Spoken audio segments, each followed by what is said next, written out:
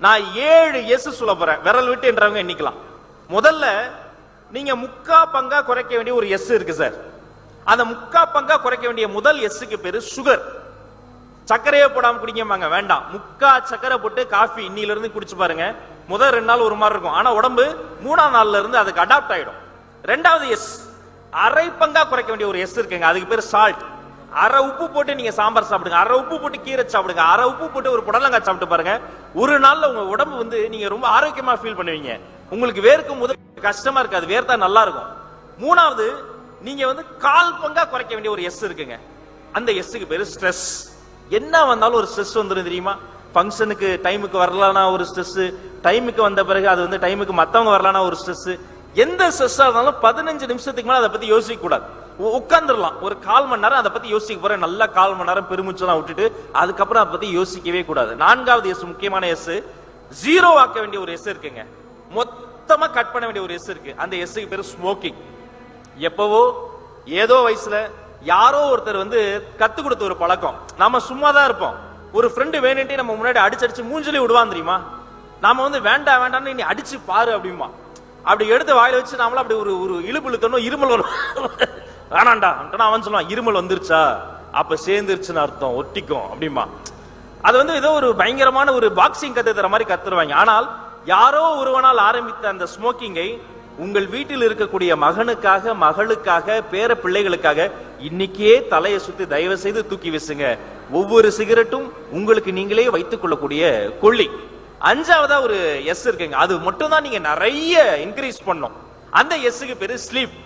நிறைய பேர் சொல்லுவாங்க, தூங்க நேரம் இல்லாம நான் வேலை பார்ப்பேன் சார். நைட்டு நான் வந்து தூங்குறதுக்கு 2 மணி ஆகும். 2 மணி வரைக்கும் என்ன பண்ணிட்டு இருப்போம்? தாஜ்மஹாலா கட்டிக்கிட்டு இருப்போம். 2 மணி வரைக்கும் எதையாவது யோசிச்சுக்கிட்டு டிவியை போட்டுக்கிட்டு இருப்போம். அதுல வரிசையா டாக்டரா வந்து ஒவ்வொருத்தரும் உலகத்திலேயே சிறந்த மாத்திரை வித்துக்கிட்டு இருப்பேன் தெரியுமா? ஆனா அந்த ஸ்லீப் உங்களுக்கு எப்பெல்லாம் டைம் கிடைக்குதோ சிரிச்சு சந்தோஷமா நீங்க பேசிட்டு நீங்க உடனே தூங்கிடணும். ஒரு செல்போனுக்கு ரீசார்ஜ் பண்றது எவ்வளவு முக்கியமோ அதே மாதிரிதான் உடலும். இப்ப செல்போன் எவ்வளவு, நீங்க 1 லட்சம் ரூபாய் போட்டு செல்போன் வாங்கினாலும் ஒரு விஷயம் தெரிஞ்சுக்கங்க, 1.5 வருஷம் தான் அது வரும். இன்னும் சரியா சொல்லணும்னா 500 முறை நீங்க அதை 100% சார்ஜ் ஏற்ற முடியும். அது எவ்வளவு காஸ்ட்லி போனா இருந்தாலும் 501 முறை சார்ஜ் ஏத்துறீங்க அது வேலை செய்யாது. இப்படிதான் இப்படி உருவாக்குறாங்களே மேனுஃபேக்சரிங். அதே மாதிரி உங்க உடலும் நீங்க எவ்வளவு தூங்குறீங்களோ தூங்காத நேரங்கள்ல உங்க முகம் வளர்ச்சியா இருக்கும். 6வது எஸ் ஒன்னு இருக்குங்க. அந்த எஸ் வந்து நீங்க வந்து வாழ்க்கையில ரொம்ப செய்யாத ஒரு எஸ். அந்த எஸ்க்கு பேரு ஸ்வெட், வியர்வை. ஒண்ணுமேனா வீட்டுக்குள்ளேயே சும்மா ஒரு 4 வாட்டி குதிங்க, ஹாலுக்குள்ளாரே ஒரு 8 போட்டு நடங்க, லிப்ட்ல ஏறுறோம் இறங்கும் போது படி வழியா இறங்குங்க, காலை நேரத்துல முடிஞ்சா வாக்கிங் போங்க, பனியா இருக்கு, சாயந்தர நேரத்துல முடிஞ்சா வாக்கிங் போங்க, தூசியா இருக்கு, வீட்டுக்குள்ள கதவை சத்திரி வீட்டுக்குள்ளேயாவது ஓடி ஓடி ஓடி ஓடி ஒரு சுவருக்கும் இன்னொரு சுவருக்கும் இடையில ஒரு பந்து ஓடும் பாருங்க, அப்படி ஓடுங்க. ஒரு வெள்ளைக்கார மனப்பான்மை என்ன தெரியுமா? வேர்த்தா நமக்கு பிடிக்காது.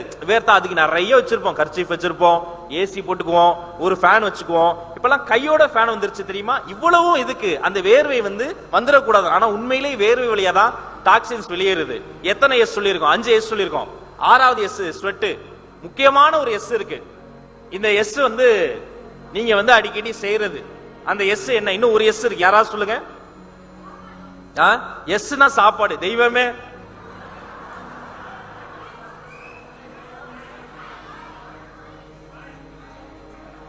ஸ்மைல்னு சொன்ன அத்தனை பேருக்கும் ஒரு பெரிய கைத்தட்டல். சபாஷ்.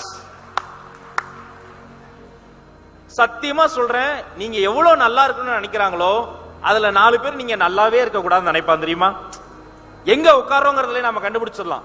சில இடங்கள்லாம் போனா, இந்த ஹோட்டல்லாம் போனா நான் அந்த கிச்சன் பக்கத்துல உட்கார மாட்டேங்க. அவங்க சமைக்கிறத பார்த்தா நமக்கு சாப்பிடுற ஆசையே போயிடும். நல்ல நல்ல ஒரு நெட்வொர்க்கிங் பண்ணக்கூடிய இடத்துக்குலாம் வந்தா சில பேர் சிரிச்சு சந்தோஷமா கை தட்டி உற்சாகமா இருப்பாங்க, ஸ்மைலிங் ஃபேஸோட இருப்பாங்க. அவங்க பக்கத்துல உட்கார்ந்தா நமக்கும் பாசிட்டிவிட்டி ஒட்டிக்கும். சில பேர் அவங்களும் சிரிக்க மாட்டாங்க, இடி விழுந்த இருளாண்டி மாதிரி இருப்பாங்க.